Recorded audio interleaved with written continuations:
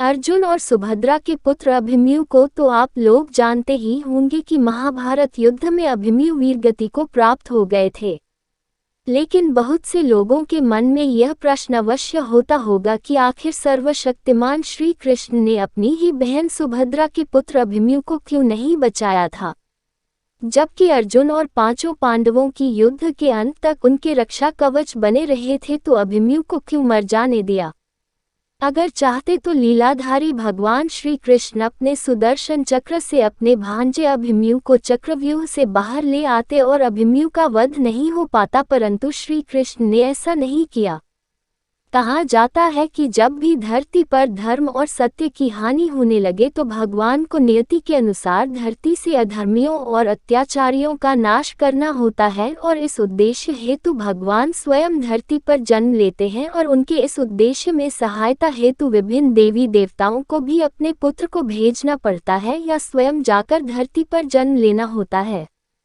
ऐसा ही जब द्वापर युग में भगवान विष्णु ने धर्म की रक्षा करने के लिए श्री कृष्ण अवतार में जन्म लिया था, तब ब्रह्मा जी ने और सभी देवी देवताओं को भी श्री कृष्ण की सहायता हेतु धरती पर जन्म लेने का आदेश दिया था। ब्रह्मा जी के इस आदेश का सभी देवी देवताओं ने स्वागत किया था, परंतु चंद्रदेव ने इस आदेश का विरोध किया और अपने पुत्र वर्चा को पृथ्वी पर जन्म लेने से इनकार कर दिया।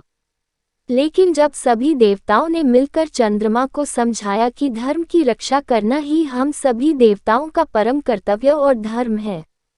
इसलिए हम सभी को ब्रह्मा जी का आदेश का पालन करना है, यह हमारा दायित्व और कर्तव्य भी है,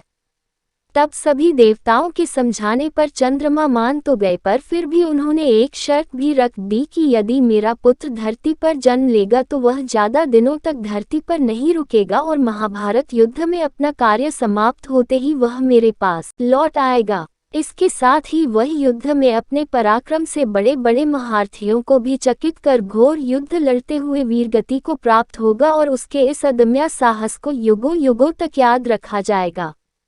दोस्तों, चंद्रमा पुत्र वर्चा ही अभिमन्यु थे, जिसने धरती पर ब्रह्मा जी के आदेश का पालन कर भगवान श्री कृष्ण की सहायता के लिए जन्म लिया था। चंद्रदेव के शर्त अनुसार ही श्री कृष्ण ने अभिमन्यु की नियति में दखल नहीं दिया और अभिमन्यु महाभारत युद्ध में वीरगति को प्राप्त हो गए और अपने पिता चंद्रदेव के पास चले गए। इसी कारण से श्री कृष्ण जी ने अभिमन्यु को चक्रव्यूह से नहीं बचाया था, और वैसे भी जन्म से ही मनुष्य की मृत्यु और मृत्यु का कारण तय हो जाती है। यदि यह कहानी अच्छी लगी तो लाइक करें और इसी तरह की अन्य कथा सुनने के लिए इस चैनल को सब्सक्राइब करें। धन्यवाद।